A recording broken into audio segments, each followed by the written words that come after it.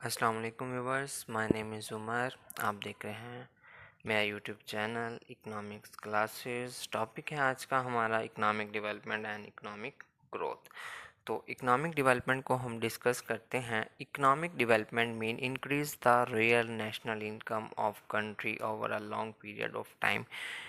Economic development का मतलब ये है कि नेशनल इनकम कौमी आमदनी का बढ़ जाना। किस में किसी भी मुल्क की कौमी आमदनी का बढ़ना विद इन अ 1 ईयर, 1 साल के अंदर। ठीक है, वो कैसे? किसी भी मुल्क का 1 साल में अपनी गुड्स एंड सर्विसेज के ज़रिए जो कुछ भी कमाना है वो उसका क्या कहलाता है? वो उसकी नेशनल इनकम कहलाती है। It also include the technical and industrial changes in the society. उसमें उसकी टेक्निकल और इंडस्ट्रियल चेंजेस को भी ऐड किया जाता है। तो नेक्स्ट है नेशनल इनकम को देख लें क्या होता है। The total value of a country, final output of all goods and services produce in a country. कोई भी मुल्क अपनी गुड्स एंड सर्विसेज के ज़रिए फाइनल आउटपुट की सूरत में 1 साल में जो कुछ कमाता है वो उसकी नेशनल इनकम कहलाती है। ठीक है, नेक्स्ट चलते हैं हम इकोनॉमिक ग्रोथ की तरफ। इकोनॉमिक ग्रोथ क्या है? उसमें हमारे पास the rising of income level is called the economic growth in rich country. अब इकोनॉमिक ग्रोथ, हमारी इकॉनमी की ग्रोथिंग कंडीशन वो है जब हमारी इनकम में इजाफा हो रहा होगा। लेबर की इनकम में इजाफा हो और हमारे जितने भी सेक्टर हैं, हमारे एवरी पर्सन फुल एम्प्लॉयमेंट की कंडीशन में हो, बेरोज़गारी नहीं हो, तो क्या होगी? हमारी इकॉनमी ग्रोथिंग की सूरत में आगे बढ़ रही होगी। जब हमारी इनकम में इजाफा होगा, नो इन्फ्लेशन, बेरोज़गारी नहीं होगी और माशरा खुशहाली की तरफ होगा, तो क्या होगा? उसे हम क्या कहेंगे? उसे हम इकोनॉमिक ग्रोथ कहेंगे। तो इकोनॉमिक डेवलपमेंट को डिस्कस करने के लिए एक फार्मूला है। इकोनॉमिक डेवलपमेंट इक्वल है जी economic growth plus structural changes. अब अपने इकोनॉमिक डेवलपमेंट को भी डिस्कस किया है, इकोनॉमिक ग्रोथ का भी मैंने बता दिया है, प्लस स्ट्रक्चरल चेंजेस।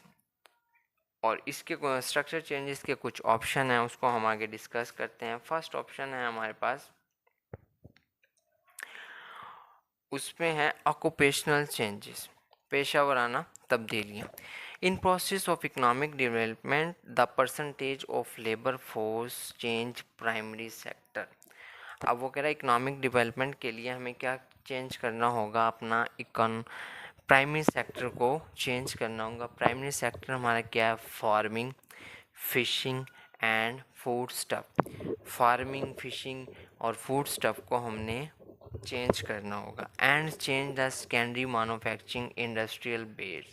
और क्या करना होगा? साथ चेंज हमें मैन्युफैक्चरिंग सेक्टर, जो हम चीज़ें अपने मुल्क में बना रहे हैं, वो बाइक्स हैं, वो फ़ोन्स हैं, वो क्लॉथ हैं एंड जो भी गुड्स हैं जो हम अपने मुल्क में प्रोड्यूस कर रहे हैं, उसका स्ट्रक्चर हमें क्या चेंज करना होगा? उसको बेहतरी की तरफ ले जाना होगा। चाहे वो इंडस्ट्रियल सेक्टर है, ये चाहे प्राइमरी है चाहे सेकेंडरी है। प्राइमरी सेक्टर में हमारे पास क्या आ जाता है? बुनियादी सेक्टर होता है, उसमें फार्मिंग है, फिशिंग है एंड फूड स्टफ आ जाता है। फार्मिंग में आप हमारा डेयरी फार्म्स है, पोल्ट्री फार्म्स हैं एंड मैनी अदर। और फूड स्टफ में हम वेजिटेबल्स वगैरह, ग्रेन्स वगैरह और अपना जो भी क्रॉप्स को ग्रो करते हैं वो चीज़ें आ जाती हैं। तो ऑक्यूपेशनल चेंजेस, हमारा जो भी पेशा है, हम जिस भी मतलब प्रोफेशनल में कनेक्ट हैं, उसको हमने चेंज करना होगा। चेंज किस कंडीशन में करना है? हमें बेहतरी की तरफ जाना है। उसमें हमें बेहतर टेक्निक्स यूज़ करनी है, अपना आउटपुट को बढ़ाना है और लेबर की हमने जो कंडीशन है उसको बेहतर करना है। मॉडर्न लेबर हमने तैयार करनी है। ठीक है, सेकंड पॉइंट है हमारे पास structure change of national output. अब structure change of national output means country produce the goods. ठीक है, जो चीज़ें हम बना रहे हैं वो हमारी नेशनल आउटपुट है। हमारा स्टूडेंट है वो भी हमारी नेशनल आउटपुट में आता है। उसके लिए हमें क्या करना है, उसके लिए बेहतर अपना जो एजुकेशन सेक्टर है उसको बेहतर करना पड़ेगा। First of all national output बहुत इम्पोर्टेंट पॉइंट है हमारा स्टडी लेवल से। जो हमारा स्टूडेंट है, हमारा आउटपुट है जो हम प्रोड्यूस कर रहे हैं, उसको हमने बेहतर की तरफ लेके जाना है। उन्हें हमें चाहिए कि हम कुछ ऐसी टेक्निक्स सिखाएं कि वो आगे जाके अपने मुल्क के लिए कुछ ना कुछ प्रोड्यूस कर सकें। ऐसा नहीं कि हम अपने मुल्क से कुछ ना कुछ मांगें, कि जैसे कि हम कहते हैं जी हमें जॉब्स चाहिए, हमें ये चाहिए, हमें वो चाहिए, हमें वो चाहिए। नहीं, हमें चाहिए कि हम कुछ ऐसी चीज़ें प्रोड्यूस करें कि हम मुल्क को कुछ दें, गुड्स एंड सर्विसेज प्रोड्यूस करें। हम ऐसी चीज़ें इंडस्ट्रीज़ में बनाए हैं कि जो हमारे मुल्क में भी यूज़ हों और हम उनको एक्सपोर्ट करके रेवेन्यू कमाएं। ठीक हो गया, फर्स्ट आउटपुट हमारे पास है। और उसमें क्या था, पॉइंट को डिस्कस कर लेते हैं। The structure change of national output, primary and secondary changes. The primary sector fails and secondary sectors rise. तो हम ऐसा कुछ प्रोड्यूस करें जिसकी वजह से हमारी इकॉनमी ग्रो कंडीशन की सूरत में चली जाए, जिसमें हमारा प्राइमरी सेक्टर है वो फेल्स हो जाए। जैसे कि लाइक हमारी ये फार्मिंग्स है, फिशिंग है, फूड स्टफ्स वगैरह, पर हमारा इंडस्ट्रियल सेक्टर वो ग्रो होना चाहिए। हमें ऐसी गुड्स प्रोड्यूस करनी है जो हमारे मुल्क में भी इस्तेमाल होने के बाद हमें रेवेन्यू दें और हम उनको एक्सपोर्ट करके भी रेवेन्यू हासिल करें। तो नेक्स्ट पॉइंट है हमारे पास इंडस्ट्रियल प्रोडक्शंस। अब industrial productions structures the shares of Capitals goods increase like building machinery land etc। अब जो हमारा शेयर्स है उसको हमने इंक्रीज़ करना है किस कंडीशन में, building machinery and land capital goods के शेयर्स को हमें इंक्रीज़ करना है। हमें वो मशीनरी इंक्रीज़ करनी है अपने मुल्क में जो हमें बेहतर गुड्स प्रोड्यूस करके दें। वो गुड्स हम प्रोड्यूस कर पाएँ जो एक डेवलप्ड कंट्री हम दुनिया में कर रहे हैं, वो चीज़ें हम प्रोड्यूस करें। तो हमें उस किस्म की मशीनरी को अपने मुल्क में क्या करना है, शिफ्ट करना है, प्रोड्यूस करना है, ताकि हम गुड्स प्रोड्यूस करें और हमारे मुल्क में भी वो यूज़ हों, वहाँ से भी हमें रेवेन्यू मिले और हम एक्सपोर्ट करके वहाँ से भी रेवेन्यू हासिल करें। कौन सी गुड्स हैं वो, capital goods increase like building machinery and land etc। ये चीज़ें जो बिल्डिंग है, मशीनरी है और लैंड है, इन्हें हमें क्या करना है, इन्हें बेटर कंडीशन में लेके जाना है, एक बेहतरी की तरफ लेके जाना है।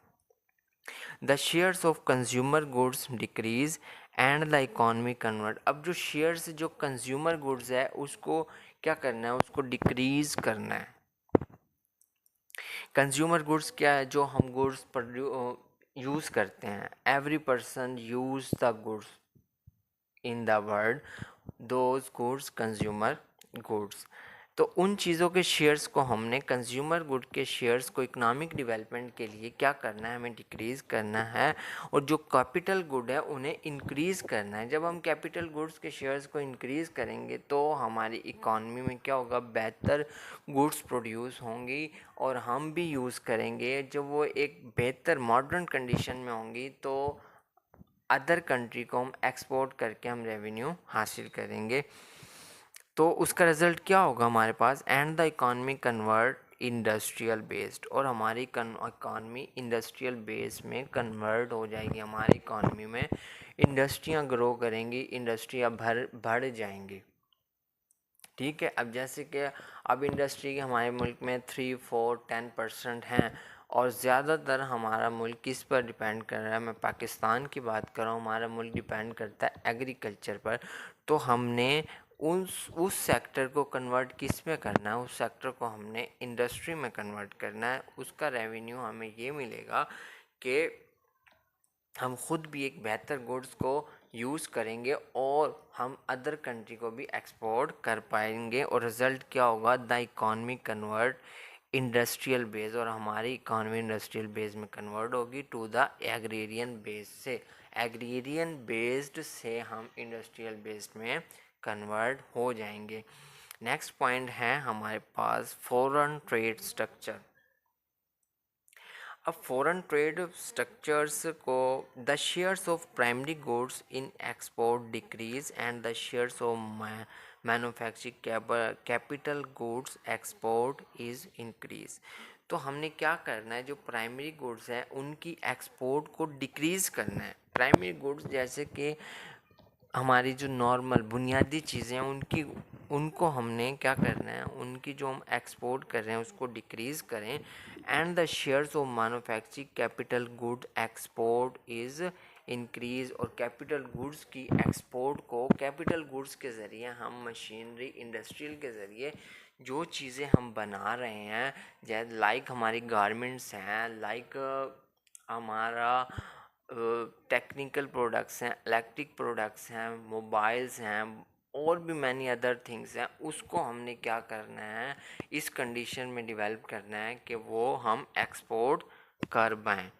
And the shares of consumer goods in import decrease. और कंज्यूमर गुड्स की इम्पोर्ट को हमें क्या करना है, डिक्रीज़ करना है, कि हम दूसरे कंट्री से कंज्यूमर गुड्स को ना इंपोर्ट करें और ख़ुद ही अपने मुल्क में प्रोड्यूस करें। जो चीज़ें हम अदर कंट्री से इंपोर्ट कर रहे हैं कंज्यूमर गुड्स की सूरत में, उसको हम क्या करें, उसकी इंपोर्ट को डिक्रीज़ कर दें और वो चीज़ें प्रोड्यूस करें अपने ही मुल्क में। वो मशीनरी इंडस्ट्री और गुड लेबर, एक best quality labour, technical labour का इस्तेमाल करते हुए हमें दोज गुड्स को प्रोड्यूस करना है जो हम अदर कंट्री से इंपोर्ट कर रहे हैं, वो हम इंपोर्ट करना छोड़ दें, खुद प्रोड्यूस करें और रेवेन्यू हासिल करें। ठीक है। And the shares of raw material in import increase. अब जो share of raw material import है उसको हम क्या करें, इंक्रीज कर दें। अब raw materials means those goods before produce. ठीक है, किसी भी चीज़ को बनने से पहले, किसी भी चीज़ को बनाने में जो चीज़ इस्तेमाल होती है ना, उसे हम क्या कहते हैं, उसे रॉ मटेरियल कहते हैं। अब जैसे कि एक ये पेंसिल है, पेन है, इसको जिस चीज़ से बनाया गया है, इसमें प्लास्टिक यूज़ हुआ है, इसमें और भी इंक वगैरह जो भी चीज़ें इसमें यूज़ हुई हैं, इससे पहले जो कंडीशन थी वो क्या कहलाएगा, वो इसका रॉ मटेरियल्स कहलाएगा। तो हमने उसकी इंपोर्ट को क्या करना है, हमने उसको इंक्रीज़ करना है। ठीक है, इंपोर्ट, अगर रॉ मटेरियल इंपोर्ट इंक्रीज़ होगी तो हम गुड्स को अपने मुल्क में प्रोड्यूस कर पाएंगे, जिससे हमें रेवेन्यू और इनकम मिलेगी। अब उसके बाद है टेक्निकल प्रोग्रेस। अब technical progress means every field of life technical progress. हमारा एजुकेशन टेक्निकल होना चाहिए। फर्स्ट ऑफ ऑल एजुकेशन में हमें बेहतरी लानी चाहिए। हमारा स्टूडेंट आफ्टर द स्टडी के बाद ये ना सोचे कि मुझे जॉब्स चाहिए, मैंने नौकरियां करनी है। वो आफ्टर द स्टडी इस कदर ग्रो हो जाए कि वो खुद समथिंग प्रोड्यूस करे, जिससे हमारी इकॉनमी ग्रो हो, इकॉनमी को हमारी रेवेन्यू मिले और बेनिफिट्स मिलें। क्योंकि हम अगर गुड्स प्रोड्यूस करेंगे हमारे मुल्क में यूज़ होंगी और हम बाहर भी एक्सपोर्ट कर पाएंगे। तो टेक्निकल, हमारा एजुकेशन सेक्टर बेस्ट होना चाहिए, हमारा हेल्थ सेक्टर बेस्ट होना चाहिए, और हमारा मैन्युफैक्चरिंग सेक्टर, मतलब गुड्स जो हम प्रोड्यूस कर रहे हैं उसको मॉडर्न तरीके से एक बेस्ट लेबर, टेक्निकल लेबर का इस्तेमाल करते हुए उसको इस कदर बेहतर इस्तेमाल करें कि हमारी गुड्स को अदर कंट्री इंपोर्ट करें, हमसे मंगवाएं कि आप ये हमें मतलब इंपोर्ट करें, इस कदर अच्छी क्वालिटी हो और उसमें इस कदर बेहतरी हो कि वो दूसरे कंट्री में जाए और हमें रेवेन्यू मिले। अब उसके बाद है जो हमें टेक्निकल प्रोग्रेस करनी है वो एग्रीकल्चर में करनी है। अब एग्रीकल्चर में हमें ओल्ड मेथड नहीं यूज़ करना चाहिए, हमें बेस्ट मेथड यूज़ करना चाहिए। हमें फर्टिलाइज़र बेस्ट से बेस्ट इस्तेमाल, अच्छी से अच्छी फर्टिलाइज़र खादें इस्तेमाल करनी चाहिए। और इसके अलावा और भी मैनी चेंजेस करनी चाहिए जिसकी वजह से हमारा एग्रीकल्चर सेक्टर ग्रो हो सके, हमें ज़्यादा से ज़्यादा पैदावार हो हासिल हो। जब हमारी जो क्वांटिटी ऑफ क्रॉप्स है इंक्रीज़ होगी तो क्या होगा, हमारे मुल्क में प्राइस एक मिनिमम होगी। ठीक है, अब जब हम अपने ही मुल्क में मिनिमम क्वांटिटी प्रोड्यूस करेंगे तो गुड्स की, तो हमें अदर कंट्री से इंपोर्ट करनी पड़ेगी। जब हम इंपोर्ट करेंगे तो वो कंट्री उस गुड्स पर रेवेन्यू कमाएंगे, फिर हमें देंगे, जिसकी वजह से वो हमारे मुल्क में आने के बाद क्या हो जाएगी, वो महंगी हो जाएगी। तो हमें क्या करना चाहिए, हमें एग्रीकल्चर सेक्टर को ग्रो करना चाहिए, बेहतर टेक्निकल मशीनरी यूज़ करनी चाहिए। और हमारे फार्मर्स को समटाइम्स ऐसा होता है कि हमारे फार्मर्स बिल्कुल ही मतलब नॉन सीरियस बिहेव का शो कर देते हैं, बस जस्ट क्रॉप्स की तरफ ख़ास तवज्जो नहीं होती, उन्हें ग्रो कर दिया, ग्रो करने के बाद ख़ास किस्म के फर्टिलाइज़र का, खादों का इस्तेमाल नहीं किया, वक्त पर पानी भी दिया दिया और मैनी अदर समथिंग ना किया, तो जिसकी वजह से हमारी जो क्रॉप्स की क्वांटिटी है वो डिक्रीज़ हो जाती है, हमें ज़्यादा से ज़्यादा मिकदार नहीं हासिल होती। और जब मिकदार ज़्यादा नहीं हासिल होती तो इसका रिज़ल्ट क्या होता है, तो हमारे मुल्क की अपनी डिमांड ही पूरी नहीं होती। जब हमारे मुल्क की डिमांड पूरी नहीं होगी तो हमें अदर कंट्री से क्या करना पड़ता है, हमें इंपोर्ट करना पड़ता है। तो हम वो मेथड तरीके इस्तेमाल करें कि हम गुड्स को ज़्यादा से ज़्यादा प्रोड्यूस करें, अपने मुल्क की डिमांड को भी पूरा करें और अदर कंट्री को एक्सपोर्ट करें। उसमें ट्रांसपोर्ट को बेहतरी लानी चाहिए, industry, communication, since, mechanical use in every sector of economy, हमें हर सेक्टर पे ख़ास तवज्जो देनी होगी, जिसकी वजह से क्या होगा, हमारा मसले मसाइल हल हो जाएंगे। ये टॉपिक जो है वो फुल सेट होता है पाकिस्तान की इकॉनमी पर, जो इस वक्त जिस कंडीशन में जा रही है, तो हमें ये तमाम चेंजेस करना होगी तो इकॉनमी एक ग्रोइंग की सूरत में चली जाएगी। अब उसके बाद है institution changes, urbanization process start the economy. ठीक है, अब हमें जो रूरल एरियाज़ हैं उनमें भी हमें कुछ अर्बनाइजेशन, कुछ चेंज लेकर आ जानी है। जो प्रोसेस हम ओल्ड मेथड यूज़ कर रहे हैं उन्हें हमें ख़त्म कर देना चाहिए, हमारे जो देहात हैं उन्हें कस्बों में कन्वर्ट होना चाहिए और मॉडर्निटी में आना चाहिए। ठीक है, urbanization process start the economy, people use modern method of thinking, use every field of life. एक मॉडर्न तरीके से हमें सोचना पड़ेगा कि हम किस तरह की सेक्टर को हम इम्प्रूव कर सकते हैं। जब तक किसी भी फील्ड के बारे में हम खुद एक स्टेप नहीं लेंगे तो हमारा कोई भी सेक्टर ग्रो नहीं करेगा, चाहे वो एग्रीकल्चर है, चाहे वो एजुकेशन है, चाहे वो हमारा हेल्थ है। ये तीन सेक्टर पर भी हम काम कर लें तो हमारे मुल्क की इकॉनमी बेस्ट कंडीशन में जा सकती है और हमारा मुल्क भी एक डेवलप कंडीशन में आ जाता है।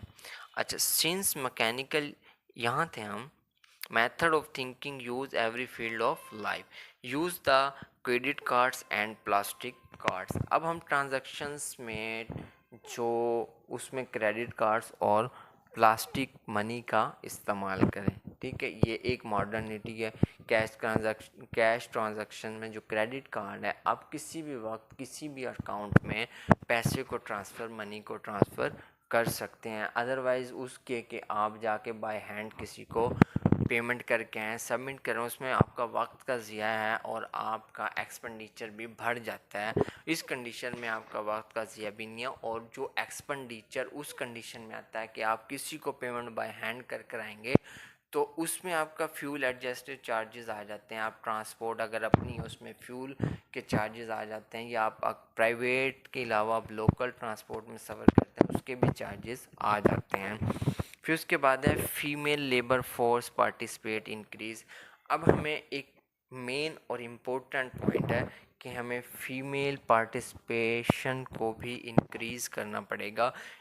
अपनी जो फीमेल हैं उनको भी अपने बिल्कुल राइट हैंड की सूरत में यूज़ करना पड़ेगा, क्योंकि एवरी इकॉनमी में मेल एंड फीमेल दोनों पाए जाते हैं, बट सम टाइम वो use only mail in the productions in the every field of life. But अब ऐसा नहीं है कि पाकिस्तान में औरतें भी बहुत फील्ड्स में काम कर रही हैं, लेकिन कुछ एरियाज़ ऐसे हैं जिसमें मैनी कंडीशन होती हैं, वडेराना सिस्टम होता है, उनमें औरतों को, लेडीज़ को, फीमेल को, बच्चियों को आगे नहीं आने दिया जाता। तो उसमें हमें एक स्टेप ये लेना होगा कि हम फीमेल्स को भी अपने राइट हैंड की सूरत में यूज़ करें in every field of life, जिसकी वजह से हमारा प्रोडक्शन बेहतर होगी, हमारी इकॉनमी ग्रो करेगी और हमें रेवेन्यू ज़्यादा हासिल होगा। देखें, जब किसी भी घर में एक बात है, नॉर्मल सी एग्जांपल है, सिंपल सी एग्जांपल है, 10 लोग हैं, अगर वो 10 लोग ही किसी एक्टिविटी में इन्वॉल्व होंगे तो वो ज़्यादा इनकम जनरेट करेंगे। अगर वो 10 नहीं, सिर्फ 5 लोग किसी भी एक्टिविटी में इन्वॉल्व हो जाएं तो वो 5 लोग इनकम जनरेट करेंगे और 10 लोग क्या होंगे, खाने वाले हो जाएंगे। तो उसके लिए यही हाल हमारा है कि हमारी फीमेल काम करना चाहती हैं बट सम टाइम कुछ रुकावटें आ जाती हैं, तो उसे हमें दूर करना है और best method of productions use करना है ताकि हमारी इकॉनमी ग्रो करे। यही है इकोनॉमिक डेवलपमेंट जो मैंने पाकिस्तान की इकॉनमी की कंडीशन की सूरत में आपको समझाई है, क्योंकि हम एक अब अंडर डेवलपिंग कंट्री हैं और हमारी बस कंडीशन बहुत ज़्यादा लो है। तो करने से सब कुछ है, तो हमें चाहिए कि every person do good qualities of produce everything's. तो मेरे ख्याल में आपको टॉपिक समझ आ गया होगा। तो मिलते हैं नेक्स्ट वीडियो में, तब तक के लिए अल्लाह हाफिज़। और वीडियो को लाइक, शेयर और चैनल को सब्सक्राइब ज़रूर कीजिएगा। ओके, अल्लाह हाफिज़।